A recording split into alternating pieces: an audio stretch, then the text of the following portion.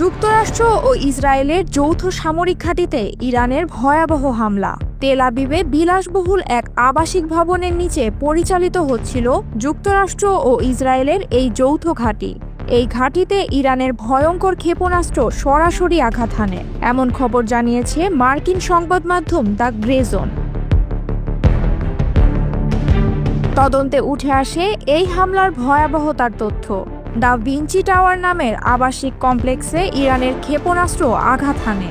ভবনের নিচে থাকা সাইট 81 নামের গোপন বাংকার ধ্বংস করাই ছিল ইরানের ছোড়া ক্ষেপণাস্ত্রগুলোর লক্ষ্য। ভবনটি ইসরায়েলের সরকারি জায়গায় তৈরি হয়েছিল। ফাঁস হওয়া ইমেইল, সরকারি নথি এবং ভৌগোলিক বিশ্লেষণের মাধ্যমে জানা যায় তেল আবিবের অভিজাত দ্য ভিঞ্চি টাওয়ার্সের নিচে সামরিক কার্যক্রমের জন্য ব্যবহার হচ্ছে এক গোপন বাংকার। এটি ইসরায়েলের সাইট 81 নামে পরিচিত। জানা গেছে সাইট 81 ইসরায়েলি সামরিক গোয়েন্দা বিভাগের প্রধান নিয়ন্ত্রণ কেন্দ্র।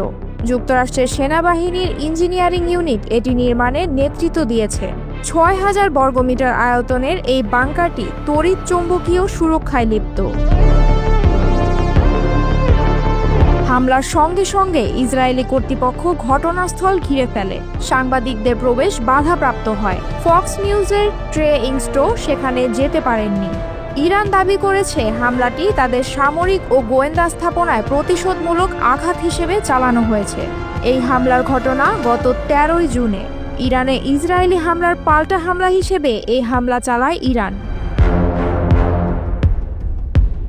দ্য গ্রে জোনের প্রতিবেদনে বলা হয়েছে 2023 সালে যুক্তরাষ্ট্র এই গোপন বাংকার সম্প্রসারণে কাজ শুরু করে।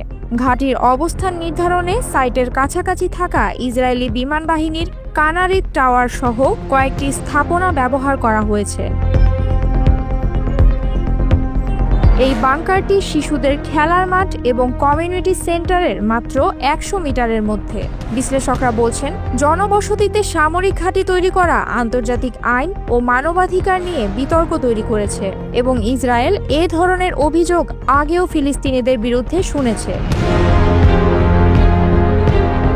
তেল আবিবের এই অংশ এখনও গুগল ও ইয়ানডেক্স ম্যাপে অস্পষ্ট।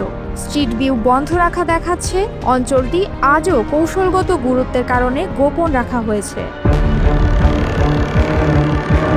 ফাঁস হওয়া এক ইমেইলে সাবেক ন্যাটো কমান্ডার জেমস স্ট্যাভরিডিস এবং ইসরায়েলি সেনাপ্রধান গাবি আশকেনাজি সাইট 81 নিয়ে আলোচনা করেছেন।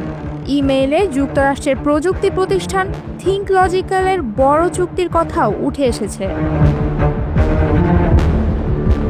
এই গোপন ঘাঁটি এবং আশেপাশের ভবনগুলোতে বিনিয়োগ করা কিছু প্রতিষ্ঠান ইসরায়েলের গোয়েন্দা সংস্থার সঙ্গে নিবিড়ভাবে জড়িত। চেকপয়েন্ট টেকনোলজিস ও AI-21 ল্যাবস বিশেষভাবে উল্লেখযোগ্য, যেগুলো ইসরায়েলের ইউনিট 8200 এর সাবেক সদস্যদের উদ্যোগে গড়ে উঠেছে। ফ্রান্স 24-এর বিশ্লেষকরা বলছেন, দ্য ভিঞ্চি টাওয়ারে হামলার খবর প্রকাশ্যে ইসরায়েলের হারেটস দৈনিক 2 সপ্তাহ বিলম্ব করেছে। এ নিয়ে মনে হচ্ছে সরকার পক্ষের সেন্সরের ইঙ্গিত রয়েছে। ইরানের এই হামলা শুধু প্রতিক্রিয়া নয়, এটি মধ্যপ্রাচ্যের জটিল ভূরাজনীতিতে নতুন সতর্কবার্তা। প্রতিপক্ষের গোপন ঘাঁটিও তেহরানের নজর এড়িয়ে যাওয়া সম্ভব নয়।